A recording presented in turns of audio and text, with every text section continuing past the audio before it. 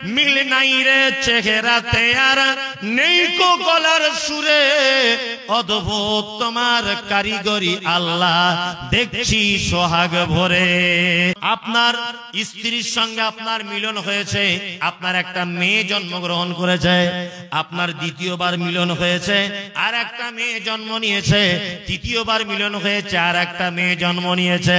ফজরের নামাজের পর আপনি মসজিদের ভিতরে বসে আছেন, আপনার বড় মেয়ে নাসিমা আপনাকে বলছে আব্বা। আপনি আপনার মেয়ের গলার আওয়াজ শুনে বুঝতে পেরে যাবেন এটা আমার মেয়ে নাসিমা আমাকে ডাকছে।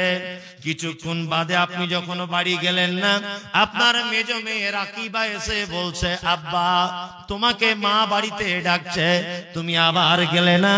3 নম্বরে ছোট মেয়ে আয়েশা এসে বলছে আব্বা মা তোমাকে বাড়িতে ডাকছে, তাড়াতাড়ি করে তুমি বাড়িতে চলো। আচ্ছা বলুন তো দেখি, একই মায়ের পেট থেকে জন্ম হলো, একই বাপের বীর্য থেকে 3টে বাচ্চা জন্ম হলো, আপনার বড় মেয়ে মসজিদের বাইরে থেকে বলছে আব্বা মা ডাকছে। বলুন তো তার গলার আওয়াজ শুনে আপনি বুঝতে পারবেন কি পারবেন না যে এটা আমার বড় মেয়ে, নাম হলো তার নাসিমা, এটা আমার মেজ মেয়ে, নাম হলো তার রাকিবা, এটা আমার ছোট মেয়ে, নাম হলো তার আয়েশা। গলার কণ্ঠটা শুনে আপনি বুঝতে পারবেন কি পারবেন না? পারবেন। ওই জন্য কবি বলেছেন মিল নাই রে চেহারাতে আর নেই কো গলার সুরে, অদ্ভুত তোমার কারিগরি আল্লাহ দেখছি সোহাগ ভরে। একটা মেশিনে তৈরি হলো, একটা ডাইসে তৈরি হলো, কারণ নাকটা উঁচু করে দেওয়া হলো, কারণ নাকটা চ্যাপটা করে দেওয়া হলো। কেউ মিষ্টি খেতে পছন্দ করে, কেউ ভাত খেতে পছন্দ করে, কেউ রুটি খেতে পছন্দ করে। বড় মেয়ে মিষ্টি ভক্ত, ছোট মেয়ে টক ভক্ত, মেজ মেয়ে আবার আচার ভক্ত। এক একজনের জীবের স্বাদ এক এক রকমের, এক একজনের চোখের দেখার কালার আর এক রকমের, এক একজনের ঘুমানোর কোয়ালিটি এক এক রকমের, এক একজনের মুখের ভাষা এক এক রকমের, এক একজনের গলার কণ্ঠ এক এক রকমের, এক একজনের চলা এক এক রকমের। ওই জন্য আল্লাহ সুবহানাহু ওয়া তাআলা বান্দাদের দিকে লক্ষ্য করে দিয়ে বলছেন আল্লাযী খালাকা সাবআ সামাওয়াতিন তিবাকা মা তারা ফি খালকির রহমানি মিন তাফাউত। দুনিয়ার মানুষ তোমরা সৃষ্টি দয়াময় রহমানের সৃষ্টির দিকে একবার তাকিয়ে দেখো, অনুপরিমাণ তোমরা একটাও ভুল খুঁজে পাবে না। আর সত্যিকারেরও তাই, আল্লাহর সৃষ্টিতে আপনি একেবারেই ভুল বার করতে পারবেন না।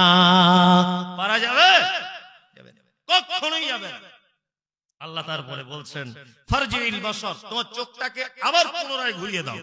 হাল তারা মিন ফুতুর, আমার সৃষ্টির ভিতরে কোন নৈপুণ্যতা ডিফারেন্স দেখতে পাচ্ছ কিনা? আল্লাহ আল্লাহ। আমি 3টি 4টি আয়াত আপনার সামনে এতক্ষণ পর্যন্ত বললাম। কি বললাম বুঝলেন? আরো এই সূরাটি 30টি আয়াত রয়েছে। কটি? 30টি আয়াত রয়েছে। একটা একটা একটা করে যদি ব্যাখ্যা বিশ্লেষণ করা যদি যায়, আল্লাহু আকবার। কোরআন এমন এক মহা গ্রন্থ, এর ভিতরে আপনি যতই ঢুকবেন এর ভিতর থেকে বার হতে ইচ্ছা করবে। হতভাগা জাতি আমরা কোরআন তেলাওয়াত করি না, করি এসেছে যাদের কাছে তারা এর থেকে কিছু পেল না, কিচ্ছু পেল। আমাদের অবস্থা ঠিক কেমন জানেন? এখন একটা জেলে বুঝেন, জেলে মাছ ধরে, জেলে নদীতে জাল ফেলে, নদীতে জাল ফেলে, জাল ফেলতে ফেলতে তার জালে একটা ঘন্টা পড়েছে, সোনালী কালারের ঘন্টা। এখন ও তো জেলে, সোনা না তামা না দস্তা এই জ্ঞান তোর নেই। তা ঘন্টাটা খুব দেখতে সুন্দর বলে ও আস্তে করে, ওর বাড়ির একটা পোষা বিড়াল ছিল, সেই বিড়ালের গলাতে ঘন্টা লাগিয়ে দিয়েছে। কি বললাম বুঝলেন? এখন বিড়ালটা ঘুরতে ঘুরতে ঘুরতে ঘুরতে এক স্বর্ণকারীর বাড়িতে গিয়ে উঠেছে।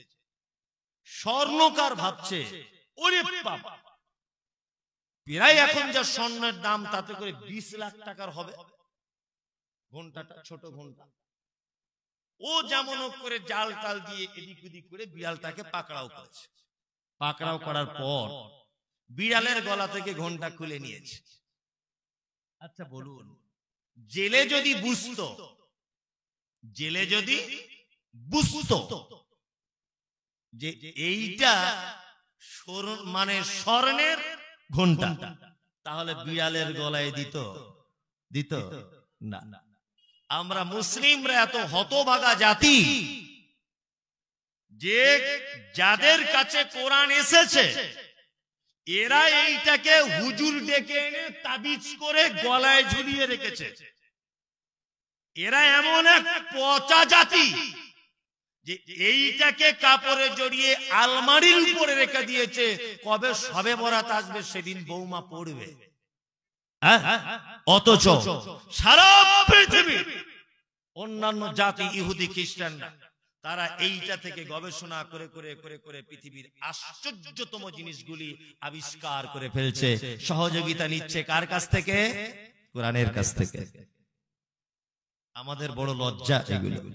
ওই জন্য বলি আমি যে আপনারা কিছু যদি না পারেন, অন্ততপক্ষে পবিত্র আল কোরআনের বাংলা অনুবাদকৃত কয়েকটি কিতাব আপনারা কিনে রাখুন। কি বললাম বুঝলেন?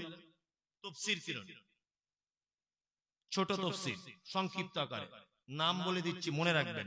আহসানুল বায়ান, আব্দুল হামিদ ফাইজি আল মাদানী হাফেজাহুল্লাহ, তিনি বাংলায় অনুবাদ করেছেন। কি বইটার নাম বললাম? তাফসীর আহসানুল বায়ান। একটা কিনুন, বাড়িতে রাখুন। আপনার স্ত্রীকে বলুন যে যখন তুমি একটু সময় পাবে 2-4 পাতা করে একটু স্টাডি করো। কি বললাম বুঝলেন? আপনি স্ত্রীকে বলুন। বড় মোবাইল কিনে দিয়েছেন, ও টিকটক দেখে সারাদিন, ওর অবশ্য কোনো দোষ নেই, দোষ তো আপনার। আপনি যেভাবে চালাবেন ও তো সেইভাবে চলবে, তাই না? কিন্তু আমরা চালাতে পারি নি। আসমানে থাকো প্রভু, আমি জমিনে, তুমি আসমান। মাশাআল্লাহ, কত? মাশাআল্লাহ, 10,000 টাকা। একজন ভাই দিলেন 10,000 টাকা। এখানকার লোক দানি, তবে কিন্তু এটা 100% প্রচুর দানি। এই ভুট্টা টুট্টা যা আছে লিখিয়ে দেন। দয়া করে কেউ যাবেন না, 2 মিনিট বসুন, মজলিস ভাঙা দোয়া বলে যাবেন। একটা মারাত্মক সুন্নত থেকে বঞ্চিত হবেন না। জি, 500 টাকা আর একজন। আল্লাহু আকবার, আল্লাহু আকবার। আর একজন 1000 টাকা। জি, তুমি আসমানে থাকো প্রভু, আমি জমিনে, তবু তোমারি প্রেম জমে হৃদয় গহীনে। আমি তোমারি গোলাম গো, অন্য কারণা, আলিমুল গায়ব তুমি, মালিক রব্বানা। আল্লাহ আল্লাহ আল্লাহ আল্লাহ, তুমি আসমানে থাকো প্রভু, আমি জমিনে, তবু তোমারি প্রেম জমে হৃদয় গহীনে। আমি তোমারি গোলাম গো, অন্য কারণা, আমি তোমারি গোলাম গো, অন্য কারণা, আলিমুল গায়ব তুমি, মালিক রব্বানা।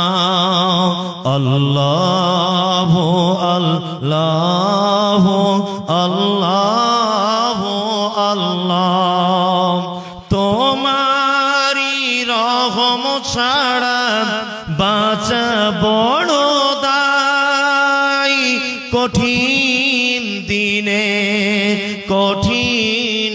জীবনে বাঁচিয়ে রাখো গো আমায়, কত শত ভুল মাফ করে দাও, কত শত ভুল মাফ করে দাও, জানা কি জানা